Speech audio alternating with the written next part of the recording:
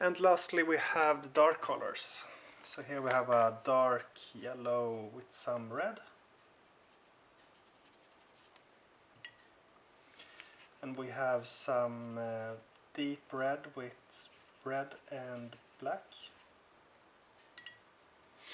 And here we have a red, dark red, warm purple.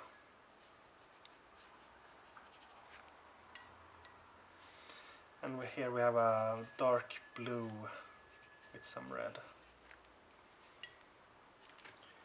And here we have a darker green. And this is yellow with some blue and dark. And here we go, continue with the deep red and some yellow and some black.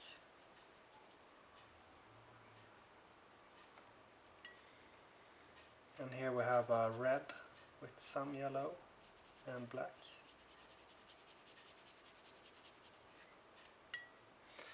And this is a red with lots of blue and dark. And this should have lots of red. I don't see where it is, but it should have been lots of red here. And this is, you can see, a darker turquoise. And this is the yellow, deep green with some dark.